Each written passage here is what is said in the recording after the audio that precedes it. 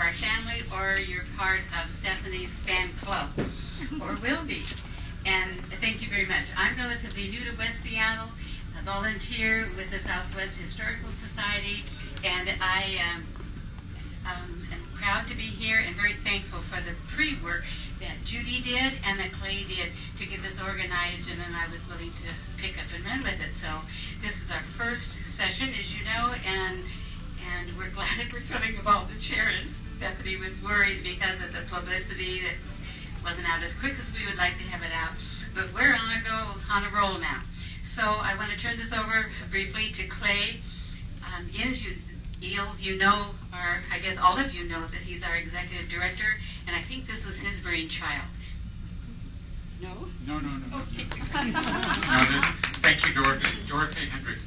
Dora-Faye is one of our newer volunteers and a great example of how every one of you here could become a volunteer for our historical society and take on a project and really own it, help out in a variety of ways. I'm so grateful that Dora-Faye is part of this. This is our first installment. Come on, we've got 2 seats for you. We saved them. This is our first installment in a series that is called Words, Writers, and West Seattle. And this was the brainchild of several people. And the idea of this is to bring together a series where you can count on kind of an interval that is regular to be able to see West Seattle authors. And so what I want to plant a seed in your mind for is first Friday of every month, you can come right here and you will see a West Seattle author talking about his or her latest book or books. And so we are really thrilled to be presenting this as the Southwest Seattle Historical Society, because when you really think about it, we are the storytellers for the whole West Seattle Peninsula. And here we have storytelling going on the first Friday of every month. First, I want you to get a little exercise, though. I want you to recognize the person who really has made this possible, the Community Relations Manager at Barnes Noble, Elizabeth Simmons, right here. Thank you.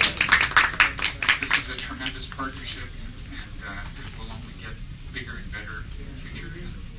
And we are really grateful to have a good crowd for our launch. And you know what? This is really special because we have an author here who did not see her new book until 20 minutes ago. This is brand new hot stuff. And of course I'm talking about Stephanie Guerra. And Stephanie is a resident of the Admiral area. A few things I want you to know about her before she speaks. She has gotten incredible reviews for her previous book and really got launched as a young adult author. Those of you who are familiar with the literary world will know School Library Journal, where she received a star review. Kirkus called her a strong new voice. Booklist praised her complex characters.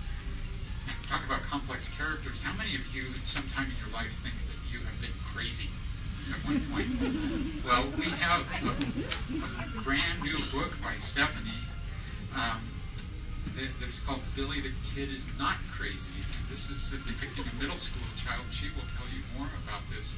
But I also want you to know some of your day job stuff, which is teaching children's literature and writing at Seattle University, and then also teaching creative writing at King County Juvenile Detention Center. And something that's very dear to my heart is that you are a speaker about literacy instruction for at-risk teens. We all have to be advocates for literacy. And I'm going to stop now. I just want to set the tone for this series. We're really excited to get this off to a good start, and we hope to see you all at the next First Friday and the next First Friday and on after that. Would you please welcome Stephanie Guerra? Thank you guys for coming out this afternoon, and thank you to Southwest Seattle Historical Society and Barnes Noble for hosting us. I hope you'll keep coming out on First Fridays so that we can keep this tradition going. So I'm here to talk a little bit about Billy the Kid is Not Crazy, and I want to start by thanking James Davies. Is this coming through okay? Okay. James Davies, the illustrator. Now, he's based in London, so of course he can't be here this afternoon. But he and this book was really a partnership between us. He just added so much with his illustrations and his cartoon strips. So, long distance, thank you to James. My plan is to talk for a few minutes about the inspiration behind Billy and then read you a couple of chapters. And then I'm happy to take any questions that you might have at the end. And I get nervous when I'm talking about my own work, so I'm just putting that out there. I talk in front of groups for a living, and I'm usually not kind of, but it helps when I admit it right in the beginning. So if you see it, that's what it is, and it'll go away in just a little bit, but I have to drink a lot of water. So just bear with me.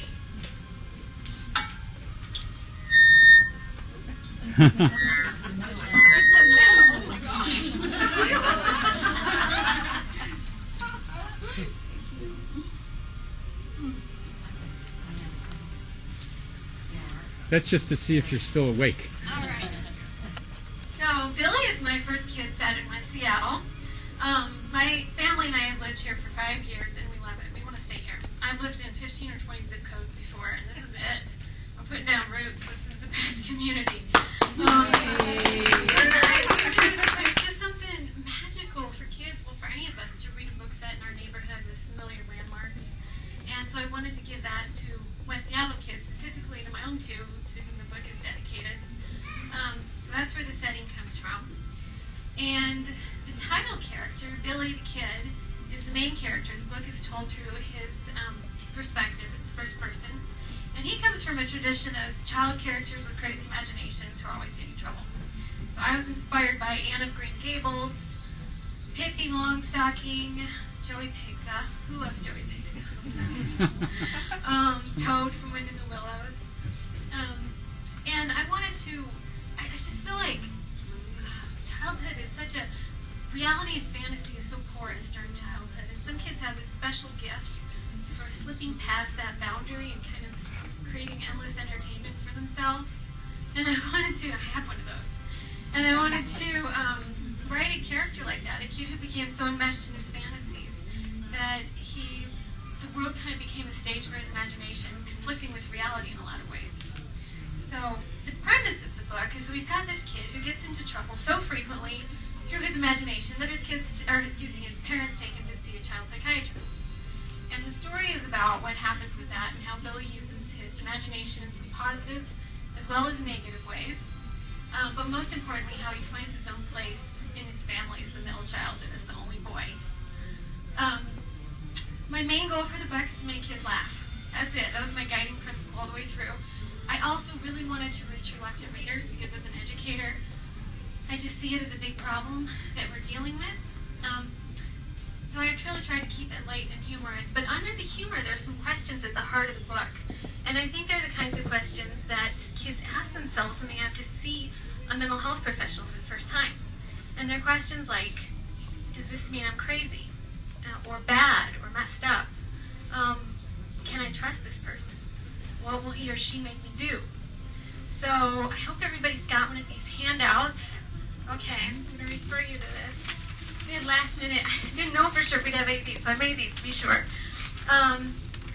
This is where you can hear the anxiety in those questions, and I think James Davies did such a great job of capturing the anxiety in his art. So if you look at number 1, the first little sequence, this one takes place when Billy is in the waiting room of his psychiatrist for the first time. He's never met the man before, and he's nervous, and he finds out the man's name is Dr. Grieve, which sounds too much like Dr. Grave to him, and he's off and running.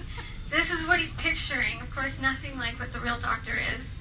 And then if you look at the second illustration, or the little sequence there, this is Billy worrying about whether the doctor will make him take medication.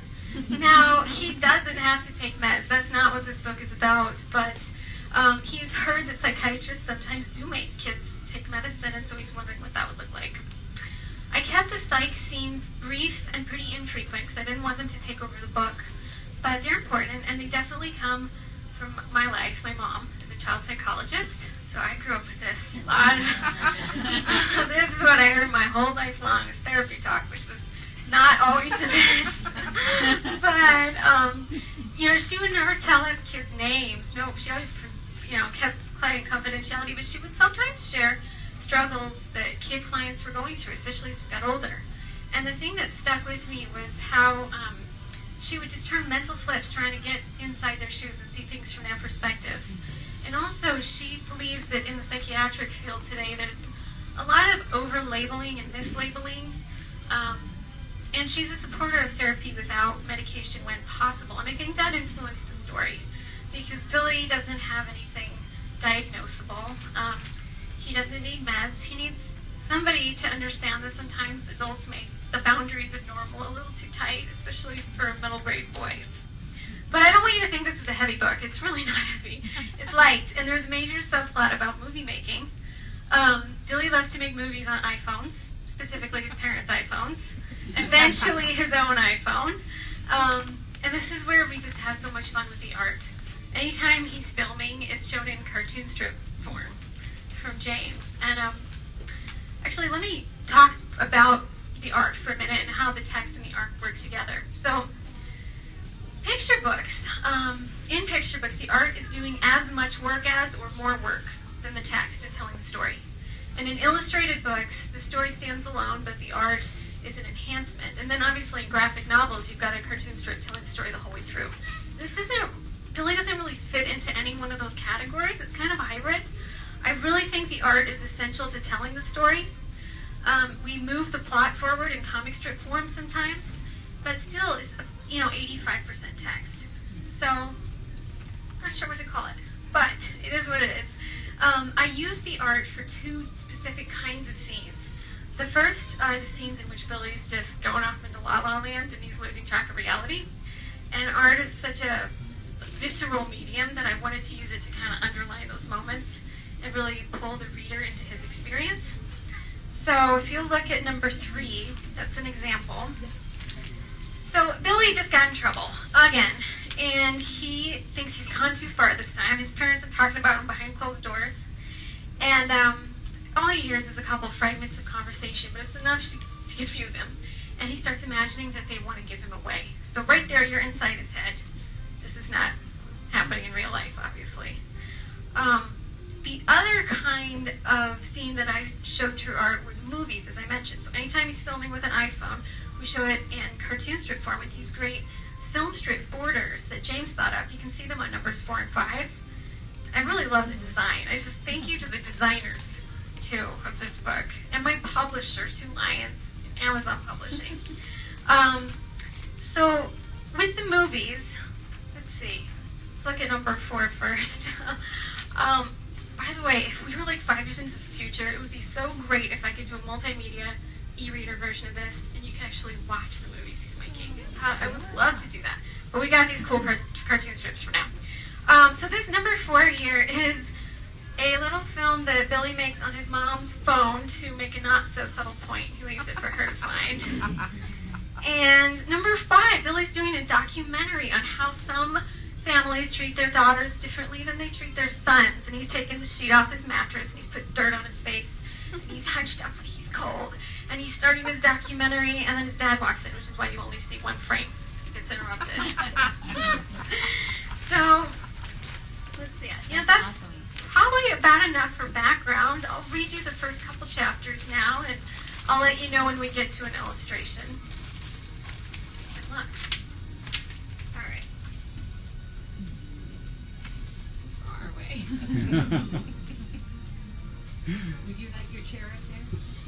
A chair? Would you like your chair? Sure. I'm sitting down.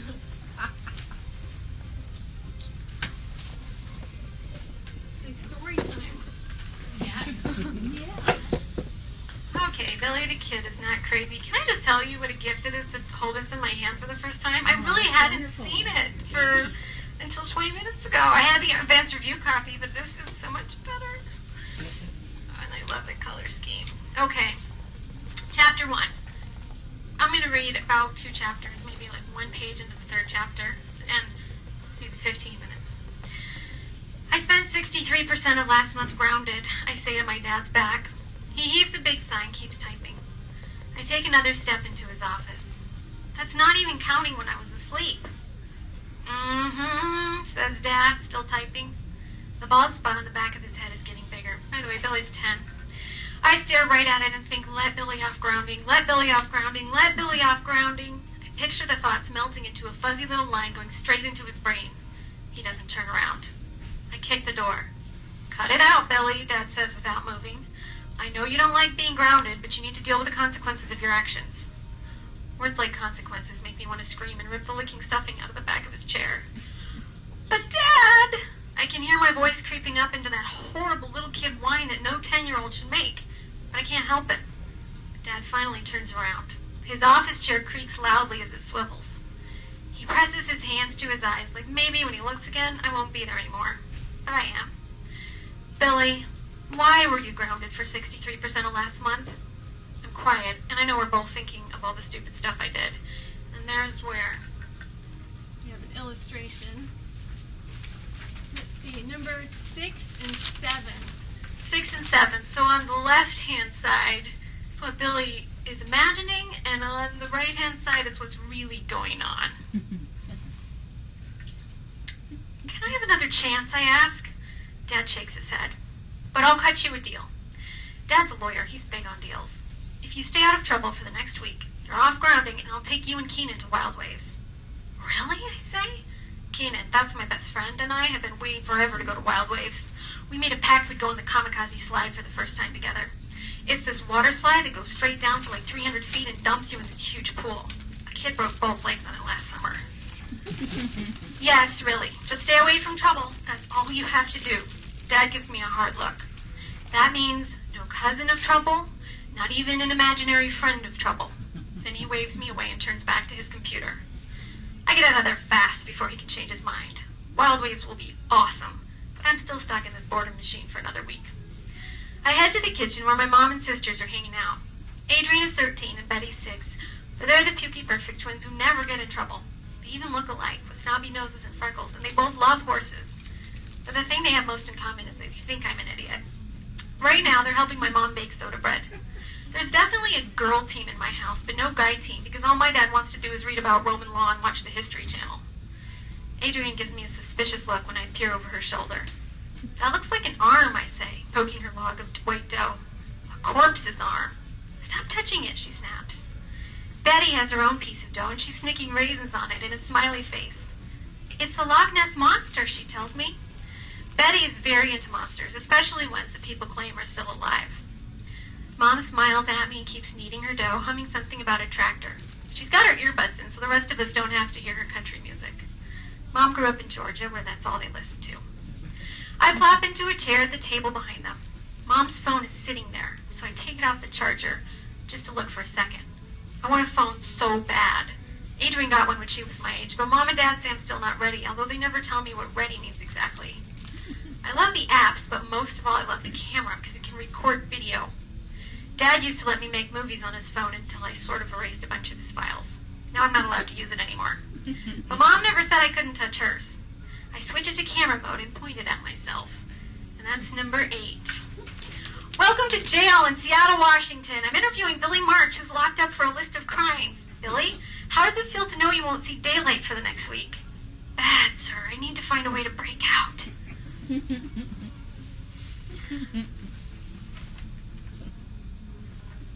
Adrian nudges Mom. Billy's playing with your phone. Mom turns around and I put it down really fast. She pulls out her earbuds. Billy, that's not a toy. Sorry, I say. I was just looking. Can I have a snack? Saturday snacks are the best because they make up for some of the sugar and chemicals we miss on weekdays. Mom nods, wipes off her hands, and dials the lock on the junk food cabinet. That clicking sound is better than the coolest song on the radio. It's better than an orchestra of angels. Peanut butter or chocolate chip, she says. Peanut butter. She comes back to the table with a plate of the best cookies ever, which are shaped like peanuts and full of gooey vanilla stuff. I take 4. Thanks. You're welcome. Mom gives me a close look. You okay? She can always tell when something's bugging me. I've been grounded forever. I think I might go crazy. Looking at Mom's face, I feel a little zing of hope. She feels sorry for me. There's no chance she'll override Dad, but she might let me do something else cool. You have been grounded for a long time, says Mom.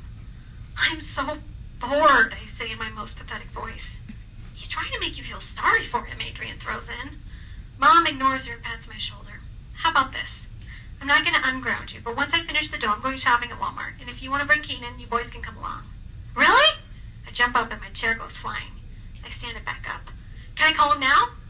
Mom nods and smiles. Glad you're feeling better. I jet to the living room to get the house phone. While I'm dialing Keenan's number, I say a fast prayer that his dad won't answer. If Mr. Biggs could sell crazy, he'd be a millionaire by the end of the month. He's especially weird on the phone. He answers.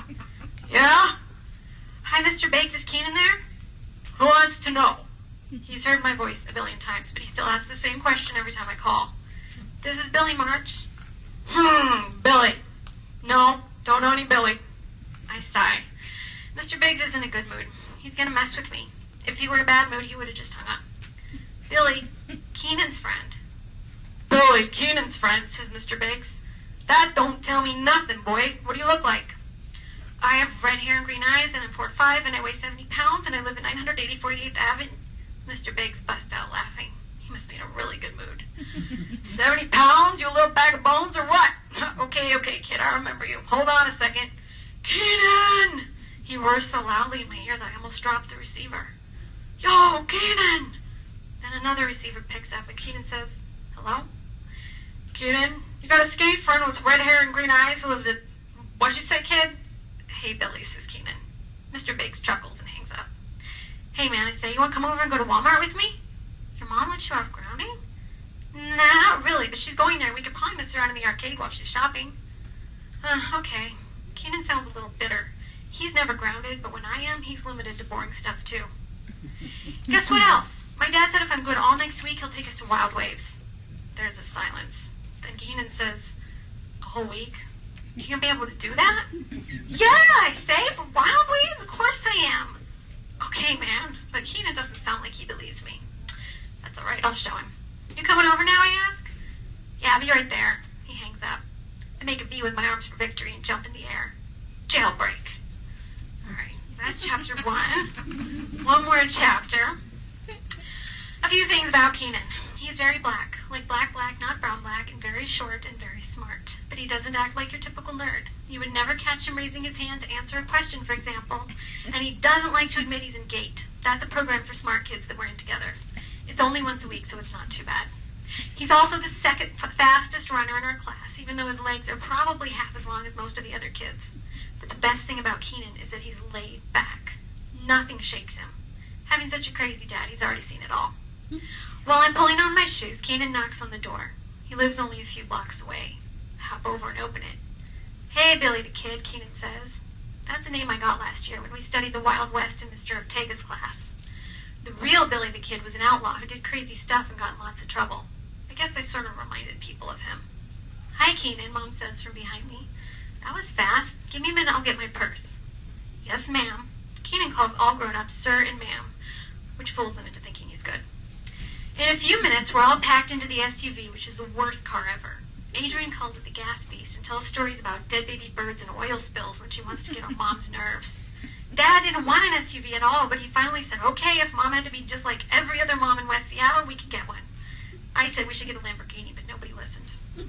How's school, Keenan? Mom asks. Fine, ma'am. I fool with the electric head crest. Normally, Keenan and I have plenty to talk about, but with Mom around, it's like I got my tongue cut out, and some evil good kid zombie took over Keenan's body. Thank goodness Mom turns on the radio, even though it is country music. I stare out the window and try to tune out everything except the drums. When we park at Walmart, Keenan and I are both out of the car before Mom cuts the motor. Keenan chops his arm down and slices his leg into the air. Who am I? Fat Lee, I yell. That's our favorite character from Ninja Warlords, the best arcade game ever. You're going to wish you were never born, says Keenan in a terrible accent.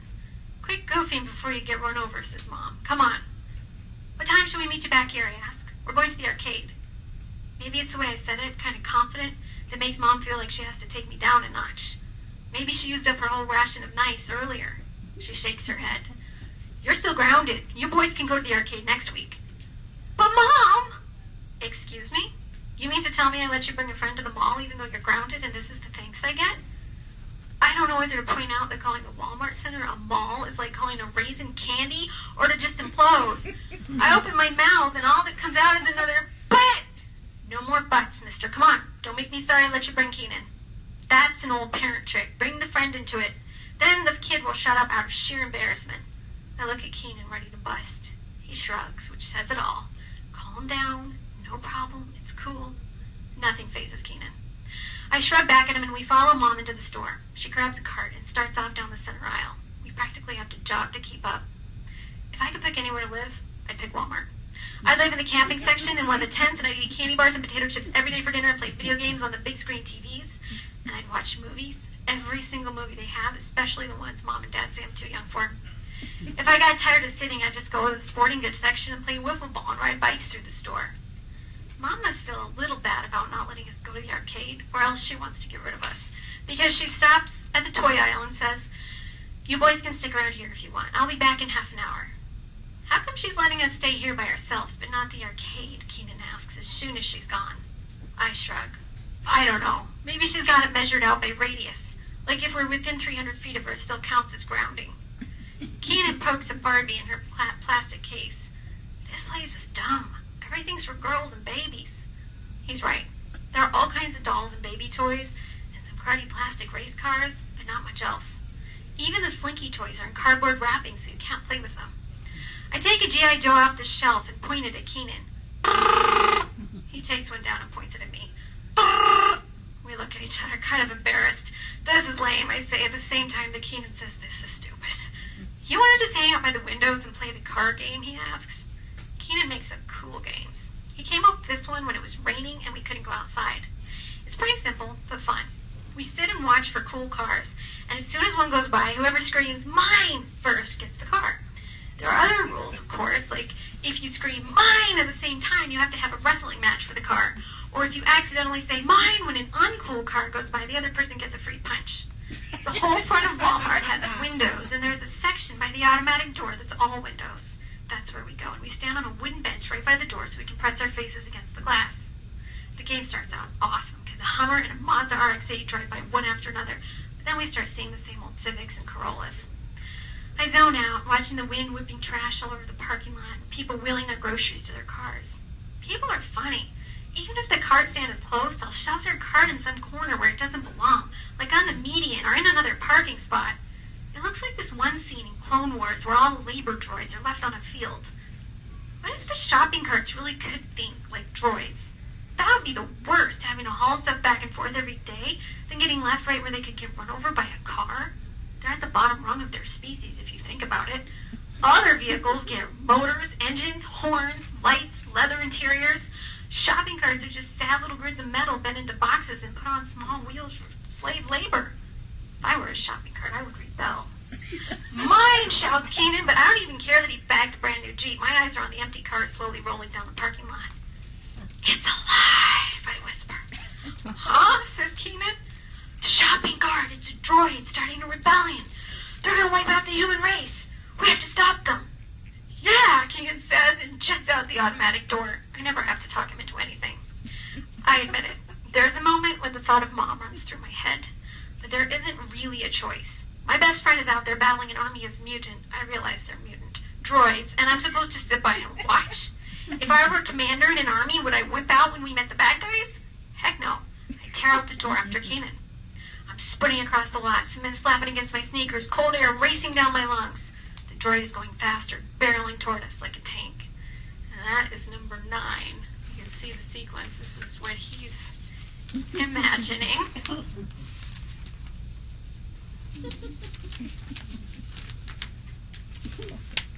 The car comes out of nowhere, and the cart smacks right into it. I mean, right into it. There's a crazy squeal of brakes. Suddenly, nothing is funny anymore. "Oh, crud," says Keenan. My stomach clenches up and my breath feels weird. The car door flies open, and this man jumps out. His face seriously looks like it's going to explode. He is so big and so mad. He's like the Michelin Man painted red and stung by a hive of hornets. "You little turds!" he screams. "Run!" yells Keenan, and he's gone. I mean, gone. But I'm such an idiot, I'm frozen. And when I do start to run, it's not fast enough. The Michelin Man grabs my collar from behind. It's like a hangman's noose.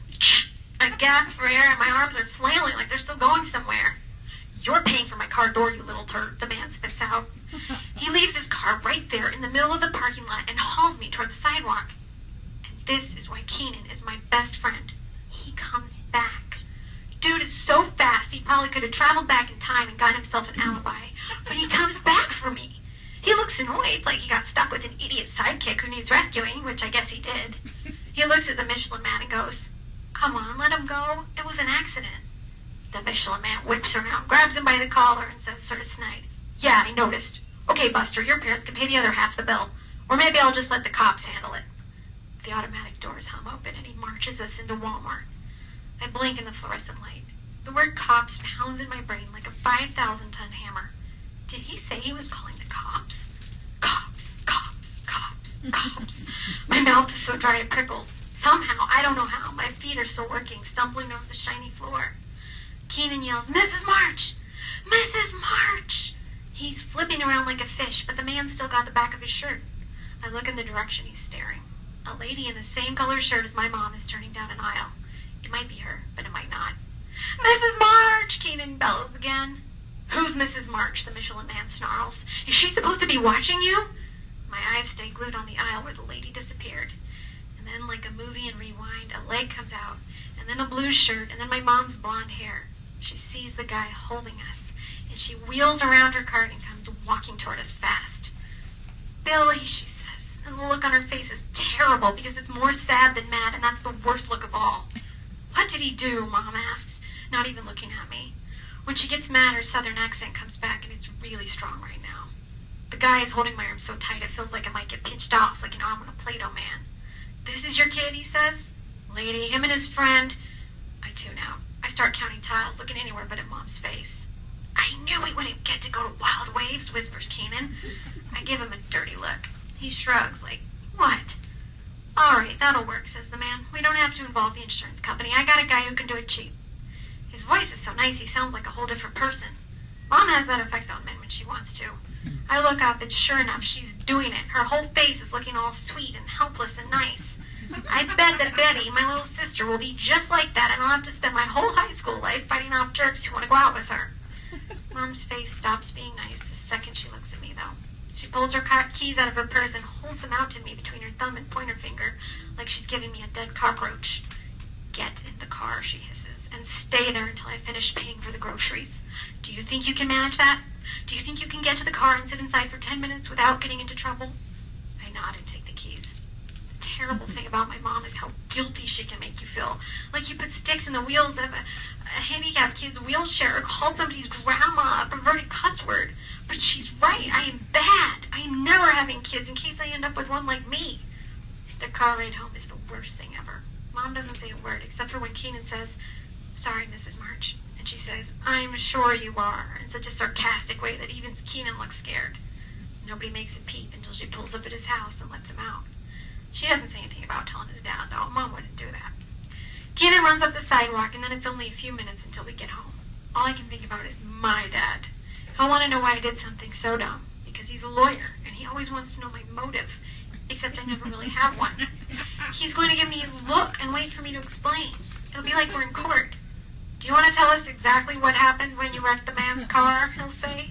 Then I'll be like one of those guys he prosecutes, trying to get out of it, sweating, lying away. And that's number 10. "I was pushing the cart out of the way because it was about to run over a little kid." "Sure you were. There were no little kids in that parking lot. What really happened?" "I was trying to help take the cart back to Walmart, but the wind blew it out of my hands and into the car." He'll narrow his eyes. "The wind would have had to blow backward. Try again." "Keenan hurt his leg and he couldn't walk, so we had to ride the cart down the parking lot." Keenan's leg healed pretty fast. "I'm going to ask you one more time. Billy, are you coming in?" I didn't realize we were home. I jump out of the car. Mom stands there holding the front door open for me. "Why don't you take a seat in the living room? We'll sit down with your dad and have a nice talk." Mom can be so sarcastic, it's creepy. She disappears into Dad's study, and I go in the living room and sit on the farthest corner of the sofa. I know it's going to be bad, but when I hear Dad say, "What?" all the way from his study, I start feeling sick. He comes stomping out with Mom right behind him.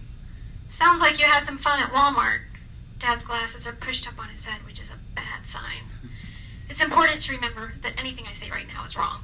I'm playing freeze tag and I can't even blink. The vein in Dad's forehead is showing. Can you tell me exactly what you boys were doing? I shrug. My heart's going fast. Answer me, Billy. Waiting for Mom? You were doing a lot more than waiting for your mother. I understand you pushed a cart directly into a man's car. What were you doing? Fine. He wants to know? I'll tell him. Playing droid war? Droid war? Yeah, that's what I said. Tears are coming. No, don't cry. I don't know what a droid war is, but do you realize that when you're playing, you frequently end up destroying other people's property? Dad is trying to talk normal, but his voice wobbles, and he's obviously about to pop with rage. I didn't destroy anything. The guy knows somebody who can fix a cheat. Excuse me, but we're going to have a bill for hundreds of dollars. That sounds like you did some destroying. No, Dad yells. I don't want to hear anything out of you right now. I'm tired of your behavior. Your mom gives you a break from grounding, and this is what you do? I look at the floor. I am a big fat zero. My eyes are stinging, and I can't help it anymore. Stupid tears are coming out. And it's not like I'm sad. I'm not. I'm mad, and I feel like I could explode with it. I just hate feeling like this. Doug, calm down, whispers my mom. She's always trying to get him to be nicer to me, but she can't hide the truth. I am calm. Dad wipes his forehead. Billy, apparently you haven't been grounded long enough. Let's make it longer, and forget about wild waves. I can't handle it anymore. I run out of there and up to my room, and I slam the door as hard as I can. I wish I were bigger so I could slam it harder, and I could move out of here and never see anybody again. I could break things and yell and kick a punch, and nobody could stop me. I'm always in trouble. And I'm just going to read two more pages, and I'm going to stop there. There are some mornings, because I want to end on a happy note. That's kind of a sad note. I just can't do it. There are some mornings when getting up feels like going to jail. For the last 8 hours, I was warm, asleep, dreaming that I knew how to skateboard really good, and I beat Keenan in a contest. And now I have to put my feet on the ice-cold floor, go to school, and then come home and be grounded? Waking up is a pretty big rip-off. But I pull myself out of bed and get dressed, because the last thing I need is to get in even more trouble for being late to school. Mom and Dad are in the kitchen eating. I try not to look at them as I take out the cereal and make a bowl. The kitchen is very quiet. Finally, Mom says, Billy, we told your sisters they could eat in the living room today. Why don't you go join them? You can watch some cartoons if you want. Cartoons? Before school? If you were in jail and the guard all of a sudden cooked you a big plate of blueberry pancakes, you'd probably think they were poisoned too. So I don't much feel like watching cartoons. Can I sit in here with you guys, I ask? Dad shakes his head. Scoot, Billy, we're talking. I try to leave the door open so I can hear what they're saying from the living room, but Mom gets up and closes it behind me. Adrian and Betty are just watching some girl show. What are Mom and Dad talking about in there? Reform school? Juvie? Giving me up for adoption? Maybe they're going to take me to an orphanage and leave me on the step like poor people used to do with their babies. And that's where you have that, where you see him in the orphanage, which is number 3. That's where I'm going to end later.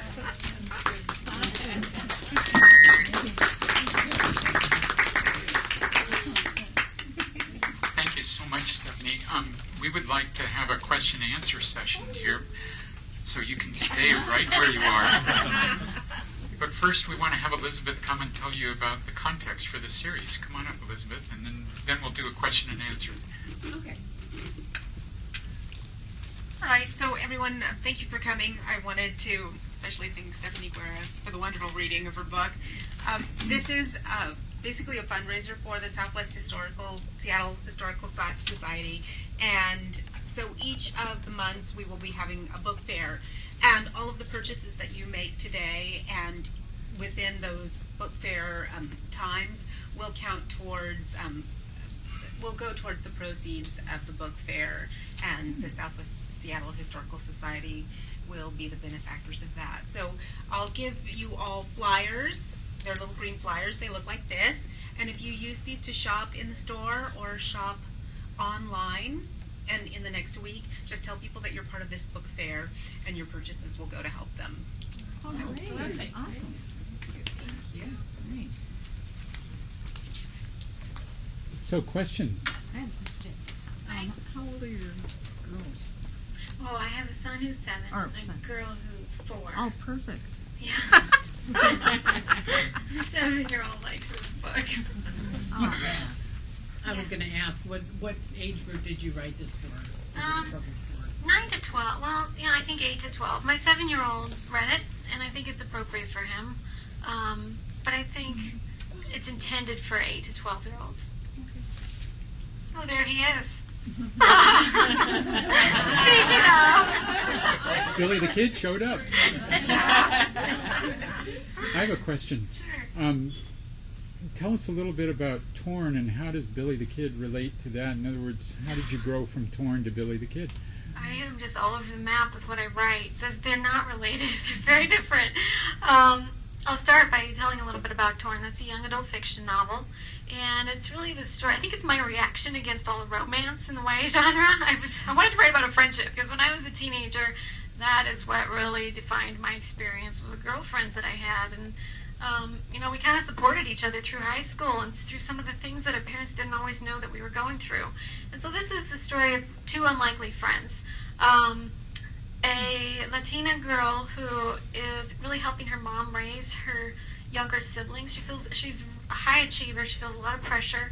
And then there's a new girl who comes into town, who's shown on the back of the cover. She looks a little terrible there, but bad. She's really not bad. I love that character. Her name's Ruby, but she is trouble. She's in a lot of trouble. She's kind of a wild child.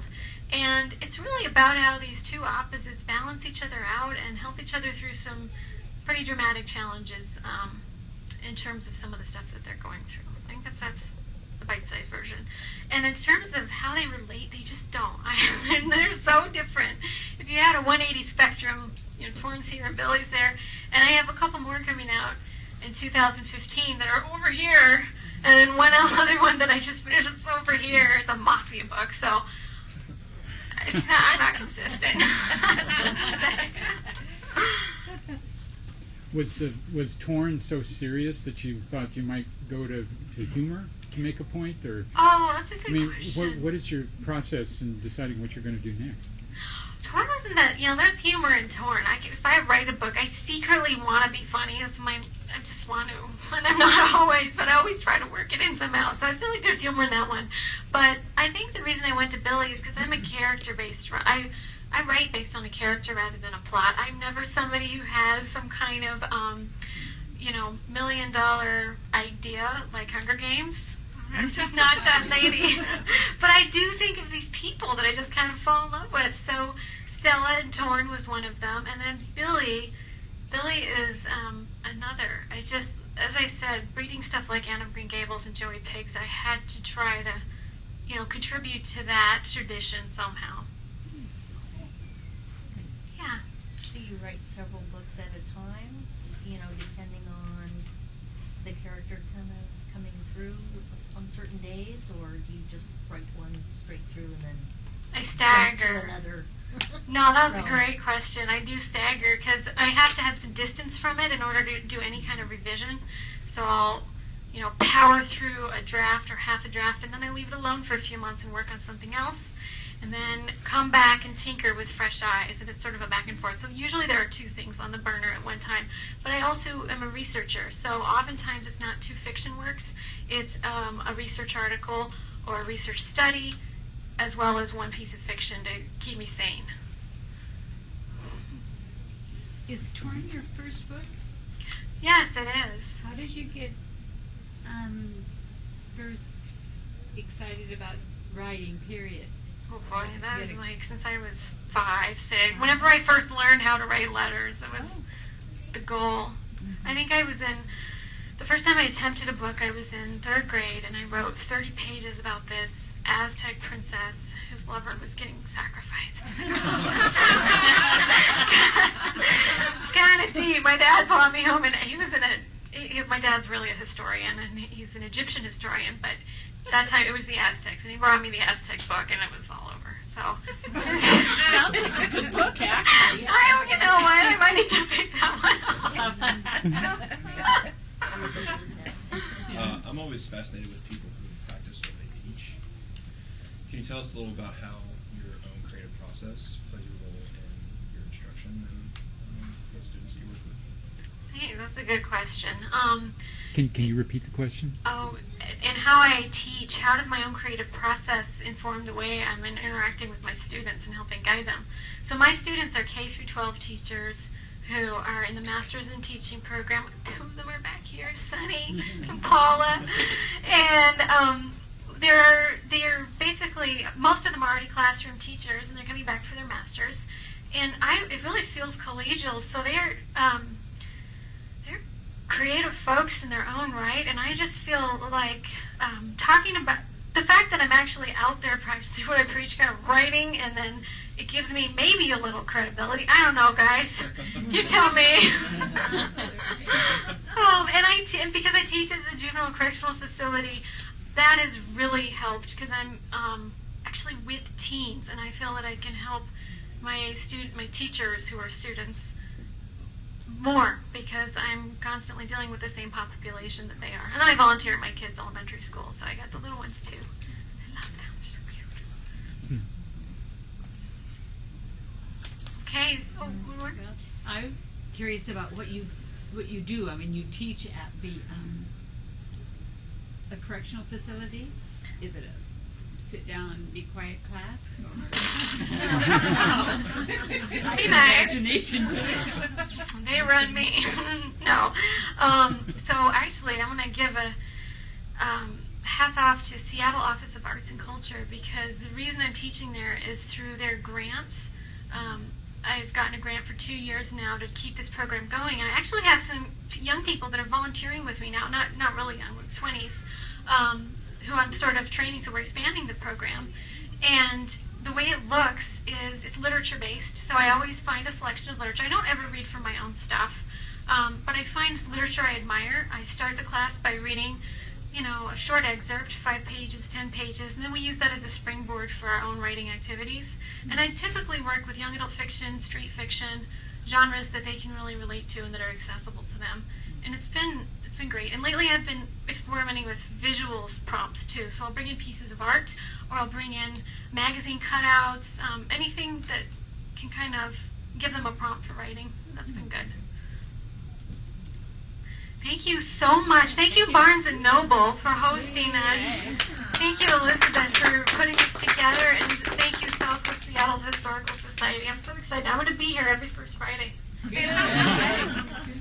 That is good news. And thank you, Stephanie. Can we give her a round of applause?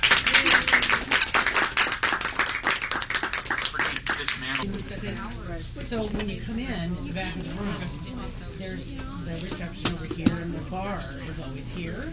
We have that option right there in front of the bar. That's exciting. I don't know if there's a color there. I know. Anyways, the beige. Well, there's several. Yeah. But if we just go and look at the space and have it there, dead center, we wouldn't have tables. Yeah. But we also don't want somebody to we should go look at it. But I like this idea about having it around. And when it was against the window, we had just want to get people over there. They just didn't go. That's why we want to pull it a little bit. Yeah. Every version of your name. They can't. They don't have the plugins for it. Is that what it was? Yeah, and they don't have the access. The food doesn't access quite as easily the way it That's an interesting question because when they split that room into two, they put it over against the window. They do because I've been in that room when there's two. I've been there for Christine's husband's memorial, and it was against. So maybe they do have the room. Yeah, I mean, here I thought I had it all kind of wrapped up, but we should go and really just do that. Oh, absolutely. Just figure out what time is all together.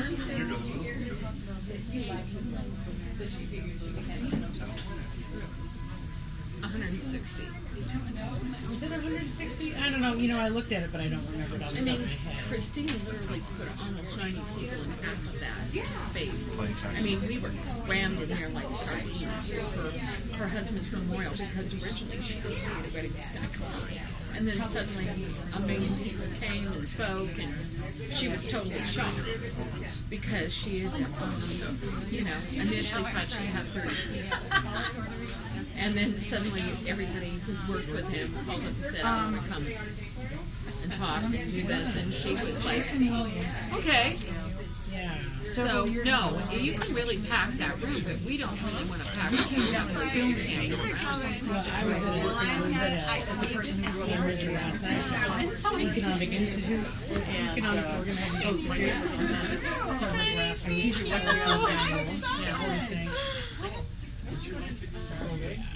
I went to Cooper Pavilion with Son very close to getting the table. Son Reese's my married enough to get through, and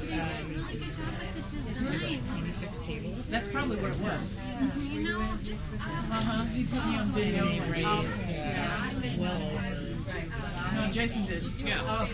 That's it. Because I worked with his wife. His wife was able to.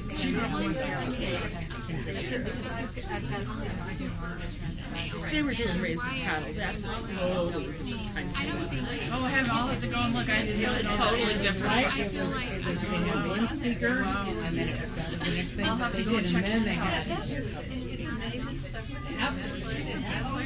No, it's really interesting. So anyway, I know people do these things. I think cool. We really kind of put off that there wasn't a silent auction.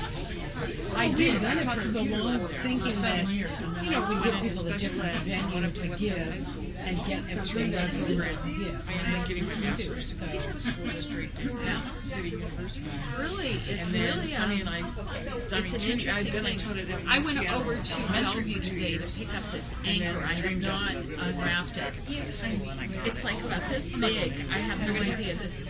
I mean, of course, and that's how we got anchor. You mean like anchors up there? Yeah. She's out there. How'd I get out of here?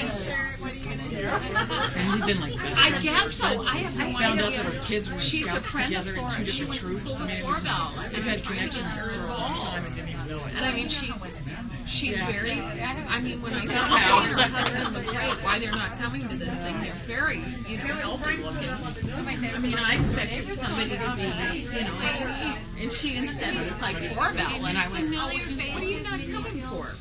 Could be in a classroom and therefore a little. Yeah, she's a member. She saw that we needed this stuff. Great. No, she's going to fill out this whole form for me, and I'm going to probably hit her up for some stuff. But she said it's very nice. But I mean, I was standing there. I had to get my niece to the. My niece was going to the Sherlock convention that's up at Seattle U. So I had to get her back there by 3, and I got lost in Bellevue. I went on the wrong side of the 405. I don't know where I was. I finally found this jogger, and he took care of me.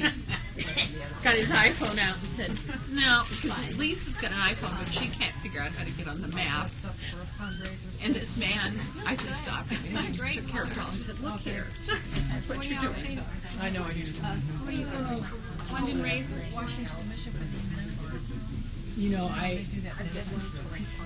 under my seat. I use the phone all the time now. But even the GPS, I've got one of those genie things. And in some places it will No. give you I'm not a fiction writer. Information. I'll be jealous, but no, I'm not going to read. I'm gonna Have a good time. For the most part, they are. Thank you again, Judy, for all your help. This is a great start. A good start. I think I feel good about the turnout. Yeah. This is my granddaughter Angie. West Seattle High School. Went to West Seattle. It took me, and I thought, Is there turnout there now? way north. And then eventually into a field. I am like, oh. Yeah, she's a sophomore there. She started as a freshman. Yes, I thought. I got really hard into the snowstorm. They ended in stuff there, but they put it on their GPS and realized that they had been sent this way and destroyed. And that was interesting, but it wasn't really effective as going to school. Yeah, I read about it in the paper. It was ridiculous. So she moved over And here. so now, when they send She you just jumped right into school because she had no peer contact during her 8th grade year, I guess it was. So she jumped in, she's in a couple of after-school activities, and away she goes. Yeah, it's different. I'm really glad. I got an electric ride. Oh, yeah. Yeah. Oh, they're very good. For the most part, they're great, but going to that office when they go So did Joanne knit that sweater vest? Seriously, it's like a dictionary and everything you really wanted to know about chords and, all kinds of things. See the little one, the little red one? Yeah. Food Lover's Companion.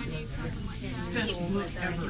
Because when you read about something in a recipe, you don't know. Well, and like that family getting Oh, yeah, I was lost. just reading I just think, something if you really It's a bird. dire